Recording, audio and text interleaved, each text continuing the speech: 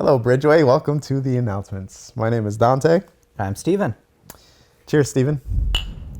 Last Saturday, Steven, the men's breakfast was a very, very awesome event. There were over 80 men present.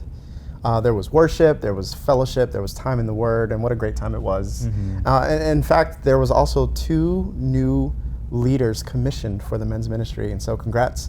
And also, very special shout out to my man, Bill Green. Thank you for your years and years of service leading our men's ministry. And we're proud of you and excited to see what God has next for you. Still here at Bridgeway. Yes.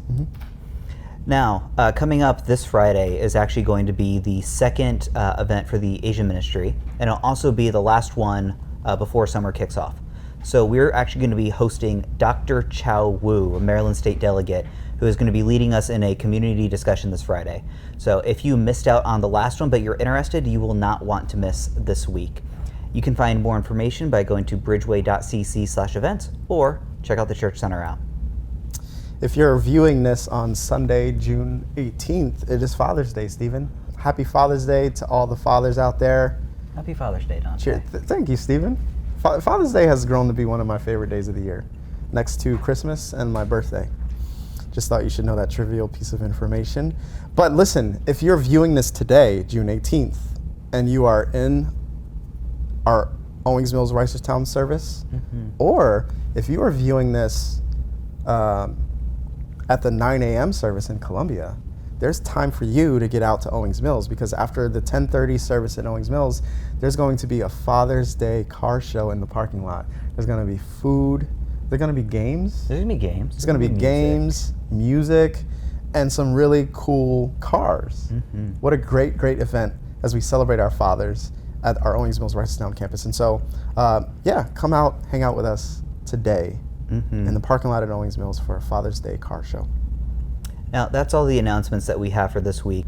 We'll see all of you next week.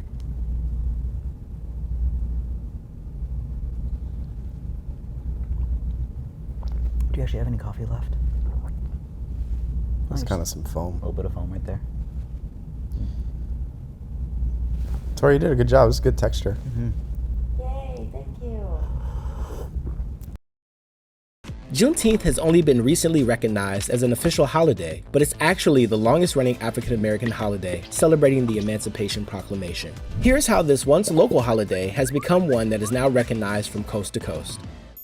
June 19th, commonly known as Juneteenth and formerly known as Emancipation Day or Jubilee Day, marks the day that federal troops arrived in Galveston, Texas in 1865, taking control of the state and freeing all enslaved people.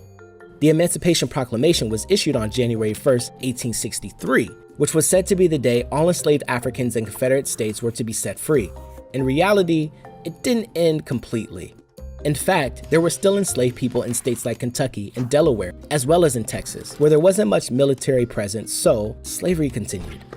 It wasn't until troops arrived in Galveston on June 19, 1865, that 250,000 people were freed.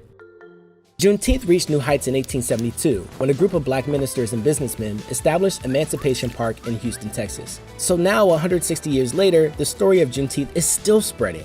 Today, Juneteenth is celebrated everywhere through family cookouts, parades, festivals, with residents, local businesses, and more. Texas was the first state to recognize Juneteenth as an official holiday in 1980. Since then, at least 45 states and the District of Columbia have moved to officially recognize the day as well. In 2020, following the death of George Floyd, lawmakers reintroduced a bill to make Juneteenth a federal holiday.